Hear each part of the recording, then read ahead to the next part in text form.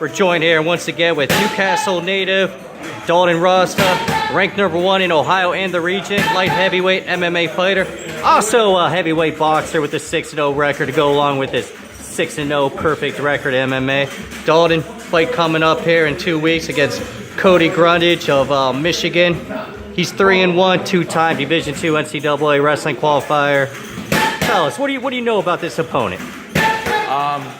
I mean, you hit it right on the head. I know he's a two-time NCAA qualifier. I know he's 3-1. As for footage, I couldn't really find anything on him. So, him being a wrestler, I know he's probably going to try and use his striking to set up his takedowns, but that's not going to work against me. It's not. When you get your match set up, do you always go looking for footage on him? Is that the first thing you do when you get the name? When I get the name, I run it by my coach first. Yep. I tell him that I got offered a fight, make sure it's all right with him, and 10 times out of 10, it's gonna be all right. He'll fight anybody. And next thing I do, I try to find footage to see what I can get on the guy. But like I said, when I looked him up, I couldn't find anything.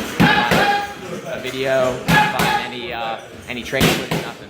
Now, with the #1 ranking attached to you in the region, does that make it easier to find fights with guys, wearing that target on your back, or does it make it harder as a guy that guys might want to try to avoid? I would say it definitely makes it harder to get a fight. Nicole Castillo, she's a matchmaker in Ohio for this region. She does a really good job at finding me fights. She found me my last 3, including this one. But it is getting harder and harder to find fights. We got to find the tough guys that just don't care who they get in the ring with. That's who we're looking for right now, and that's what Cody is. But it is getting tougher to find fights. Back in the cage for the first time since July. Got the win at the Rivers Casino in Pittsburgh, 2nd round. And you boxed on August 4th in Pittsburgh at the Meadows Casino. This is, a little bit of a layoff for you. So how's it feel to get back in? Have you picked up training the past couple of weeks? And take us by your training regimen. Is that regimen? Because I always ask every time we do an interview. Yeah, I'm glad to be back.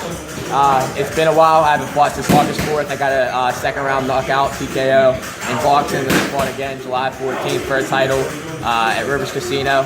Got a 2nd round knockout there. I'm ready to come back. It's been a very long time for me, a little bit over 2 months. And I've been training hard.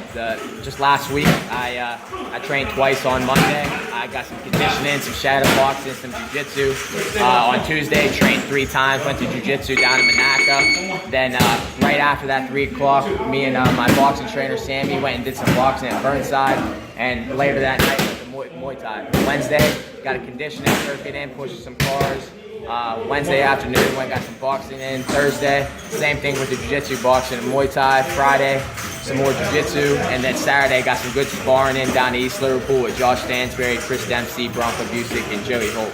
So working hard, definitely ready for anything he throws at me, ready for anything he tries pulling, and I'm ready to go in there and get another knockout. See, I know in my personal life, between my day job, working 4 a.m. to 1 p.m., then I get off, I do some stuff at the school, helping out with the athletic program, involved with my niece's tennis. She's a freshman in high school, and then I got my daughter. I get her along, do all that, and I know one thing is the struggle is to find some sleep, and you just rattled off those days. So when do you find sleep?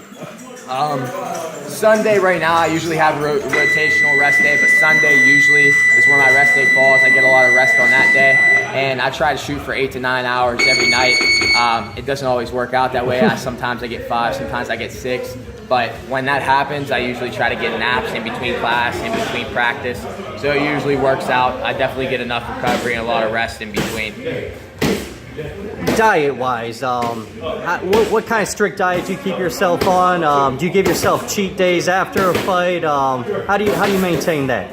I give myself cheat days every week. I give myself 1 cheat meal a week right now. Enjoy myself, reward myself for all my hard work. But as for dieting during the week, I have do's and don'ts for food. I don't count calories. I'm not a bodybuilder. I eat for performance. So, I mean, when it comes to cutting weight, I do have to shrink the calories a little bit, but when it comes to eating foods for my diet, I eat stuff that's going to help me perform better. I eat a lot of carbs, which a lot of people are against, but they got to see as an athlete, you need a lot of carbs. I eat a lot of rice, a lot of wheat, a lot of whole grain. I eat a lot of monounsaturated fats, polyunsaturated fats, stuff that's really going to help me perform. And then you have to get a lot of protein in to recover.